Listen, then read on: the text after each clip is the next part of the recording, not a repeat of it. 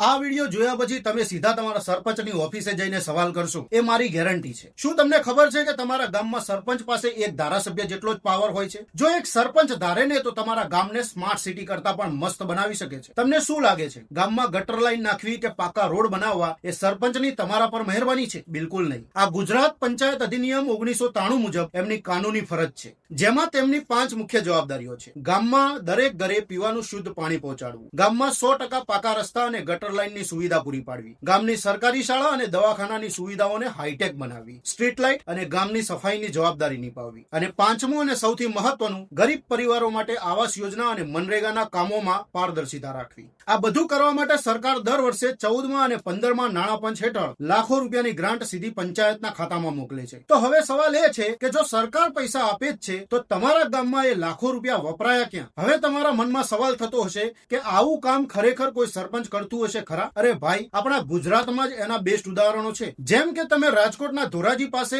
એક ગામના મહિલા સરપંચ કિરણબેન બગડાની કામગીરી જુઓ। એમણે પોતાના વિઝન અને મહેનતથી ગામનો આખો નકશો બદલી નાખ્યો છે અને સાબિત કરી દીધું છે કે દાનત સાચી હોય તો બધું જ શક્ય છે। એ જ રીતે સાબરકાંઠાનું પુંસરી ગામ તો આખા ભારત માટે મોડેલ છે, જ્યાં એક યુવા સરપંચ હિમાંશુ પટેલે ગામની કાયા બદલી દીધી છે। જ્યાં ગામડામાં 24 કલાક મિનરલ વોટર, ફ્રી વાઈફાઈ અને પંચાયત દ્વારા બનાવેલી એસી વાળી સ્માર્ટ સ્કૂલો છે। આ છે એક સાચા લીડરની તાકાત। હવે તમારી જવાબદારી છે મને પણ કમેન્ટમાં સાચે સાચું કહેજો કે તમારા ગામના સરપંચ આમાંથી કેટલા કામ કરે છે અને તમે એમને 10 માંથી કેટલા માર્ક્સ આપશો। આ વિડીયો તમારા ગામના દરેક વોટ્સએપ ગ્રુપમાં શેર કરો, જેથી સૌને પોતાના હક વિશે ખબર પડે। અને હા, ગુજરાતની આવી જ સચોટ અને કડવી પણ સાચી માહિતી માટે તમારા ભાઈના પેજ ગુજરાતી ઇન્ફોર્મરને અત્યારે જ ફોલો કરી લેજો। જય ભારત, જય જય ગરવી ગુજરાત।